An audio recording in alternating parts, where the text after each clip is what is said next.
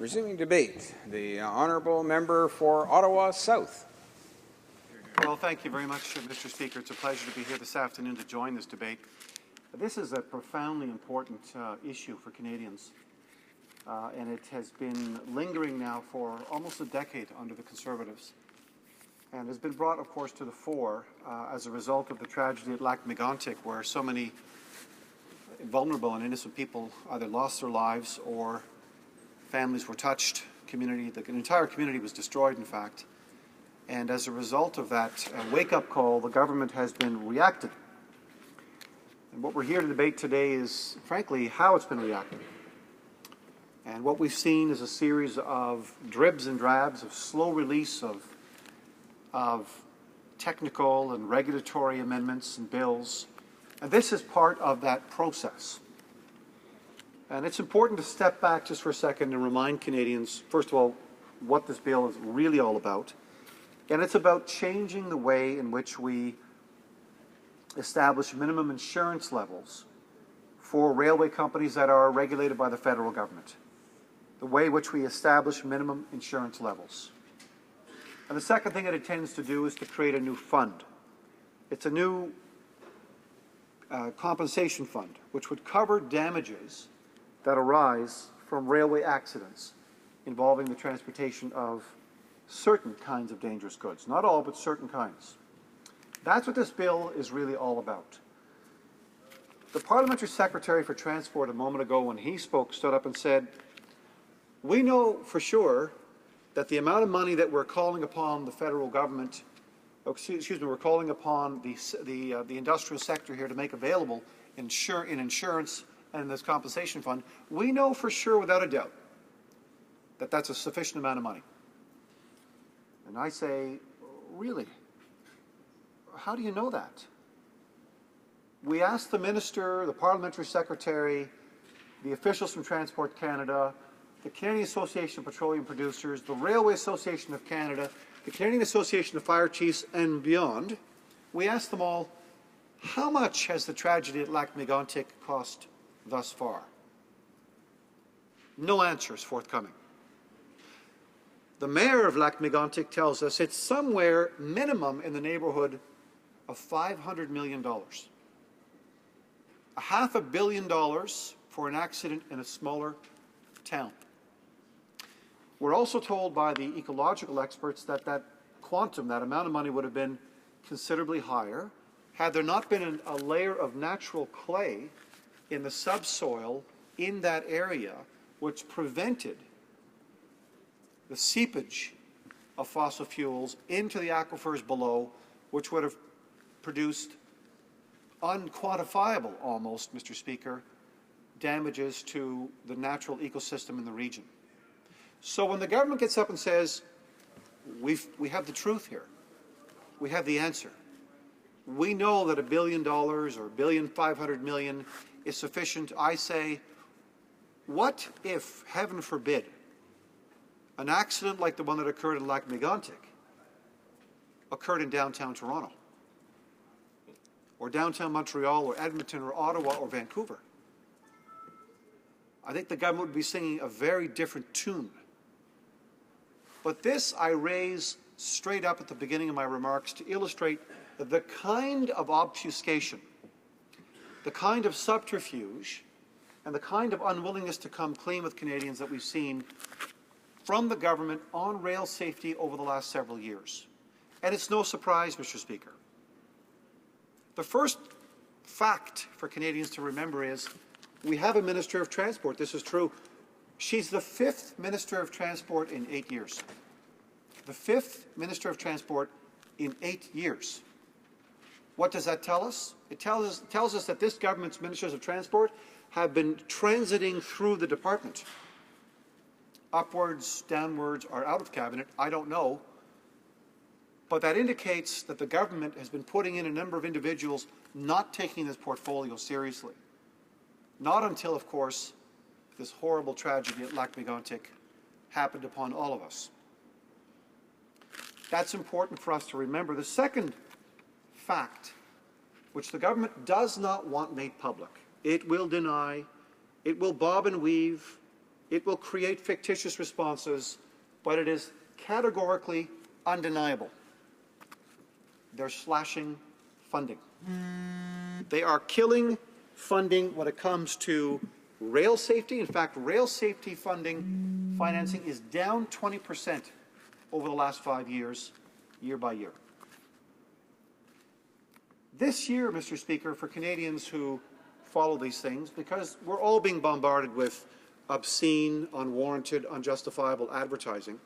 Most recently, the Prime Minister's own 24/7 channel, the vanity video channel he has that records him every week and broadcasts at considerable taxpayer expense. As they say in French, c'est du jamais vu au Canada, never been seen before. We know this year alone the government is spending $42 million on economic action plan advertising. $42 million. Now, that's a number Canadians have a hard time getting their heads around, so let's juxtapose it in a meaningful way. $42 million for economic action plan advertising, $34 million for rail safety. $42 million for advertising, $34 million for rail safety. $42 million for advertising, $34 million for rail safety. That's the priority of this Conservative regime. And what they're doing, by subterfuge, by stealth, by miscommunicating, by misleading, frankly, Canadians, they're trying to create an impression that they're on top of this profoundly important public safety issue called rail safety. And they're not. They have been consistently and repeatedly warned, first by the Auditor General, several years ago, who came out and said, in practical terms, we agree with the notion of a safety management system, unlike the NDP. Even the Auditor General says, we agree with the notion of a safety management system, but, as Reagan might have said, Ronald Reagan, you trust, but you verify. And it's the verification where the government, as the regulator of a regulated sector, is falling short, mostly falling short. They cannot stand up and look constituents in the eyes and say, we have enough inspectors, because they don't. They can't stand up and say we have enough qualified inspectors, because they don't either. They can't stand up and tell us that they're properly trained and not coming primarily from the private sector that's regulated. They can't tell us that either, because that's not true either. That's, in fact, where they are forthcoming from. So you have a capacity problem inside Transport Canada where the department, filled with good people, with passionate, dedicated public servants, are being cash-starved by a government spending $42 million on economic action plan advertising. And as a result, it is our view, the government is putting Canadians at risk. Don't take our word for it. Take the word of the Auditor General, as I said earlier. Via Rail, in a 3 or 4 year audited period, Mr. Speaker, was not audited once by Transport Canada. It carries over 4 million passengers a year. Not audited once. The systems safety audit that ought to have been accomplished was not done once. In fact, the government's own numbers indicate it's only auditing 25% of the audits, completing 25% of the audits they themselves say is necessary to keep rail safe. It's absurd to hear senior members of this government claim that things are getting better, that we've made so much progress in these dribs and drabs releases. It isn't true. So we have a problem, and we have a cultural problem in the government. And I hate to go back to this, Mr. Speaker, but it's important because, you know, past behavior often indicates a propensity for future behavior. There are at least 5 remaining frontline ministers in this government who were in Ontario when the Walkerton water crisis hit the province. And when that crisis hit the province, they all stood up in Ontario and they used the same language we heard here today. We can adjust based on the estimates with supplementary estimates. It's the officials who tell us that that's enough money to conduct rail safely in the country. These are the same buzzwords, the same sloganeering that we heard right after the Walkerton crisis, where people died and lots of people got sick. In fact, in the report by Mr. Justice Dennis O'Connor, 5 or 6 of these frontline ministers were singled out as contributing to the Walkerton crisis. Why? Because they slashed the funding. Because there wasn't sufficient water inspectors. Just as there aren't today a sufficient number of rail inspectors, qualified rail inspectors. This is the same story. You would think that what they would have learned, Mr. Speaker, from the terrible tragedy at McGuinty, but they haven't. So that is the context within which this bill has been brought to the House for third reading. Now, when the minister came to committee, I asked her not once, not twice, and I did it on purpose. I asked her 10 consecutive times, why have you cut your budget 11% at Transport Canada for a total of $202 million cut from the budget? She denied it. I asked her again and again and again. Finally, she turned to her officials and said, well, they gave me the numbers. It's their responsibility. They say that's all the money we need. Nobody believes this. That's not how government works. Budgets are allocated. The Treasury Board sits down with Finance. PMO overrules, agrees, disagrees. Money's allocated. So we have a situation where at the highest level of the government, these choices have been made. 10 times I asked her. 10 times she denied it. It's funny because the Parliamentary Budget Officer says those are the numbers. The Library of Parliament's research says those are the numbers. So we're hard-pressed to understand why the government won't come clean. Why won't it just simply say, we're making a choice. We're cutting the funding for Transport Canada and we're cutting rail safety by 20%. And then when it comes to the testimony of the experts that we rely on in this place, Mr. Speaker, who bring a perspective that's invaluable to improving legislation, not necessarily perfecting it, but certainly improving it, the Conservative majority in the committee brought the hammer down. There shall be no more than 2 meetings, 2 hours each. It's not serious. We're talking about billions and billions of dollars of insurance coverage. We're talking about, in my view, my prediction, billions of dollars in litigation that will follow this bill because it was not thought through legally. And the government says there shall be 2 2-hour meetings. When I pushed the 4 top witnesses on this very issue, they all admitted that, in fact, they were not consulted properly at all, that they'd never had a chance to dialogue properly with the department, that they had serious, profound questions about the insurance implications, the distributive effects, employment implications, trade competitiveness implications, and beyond.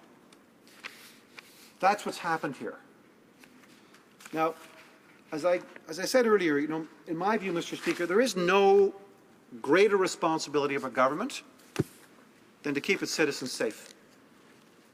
Keep its citizens safe.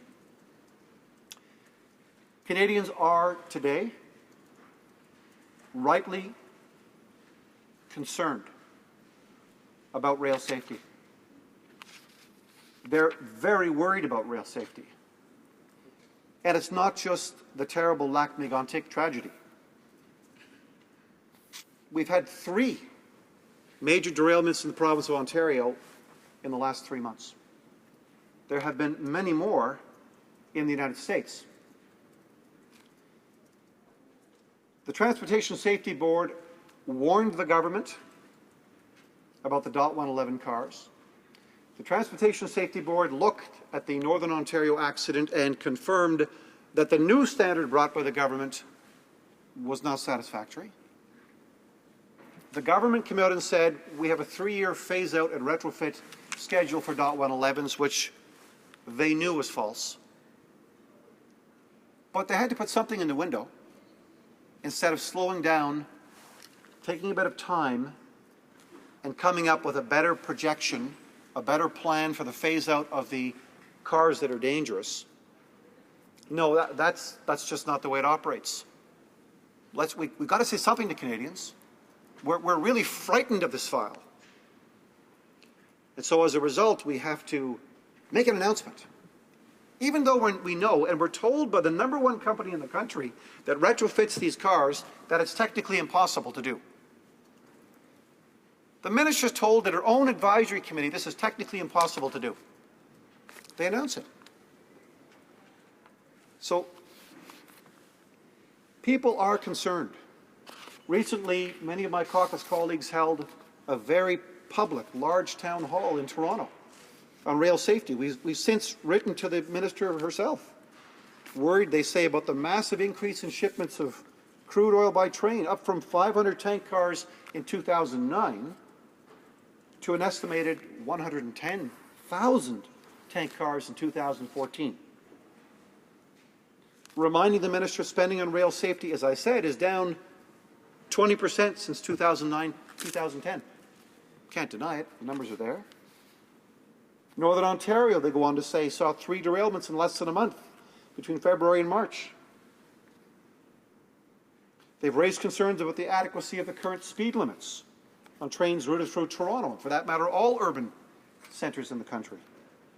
Whether trains with dangerous material should be routed through highly populated neighbourhoods at all. Is that a discussion we're having here? Never. So Band-Aid after Band-Aid after Band-Aid,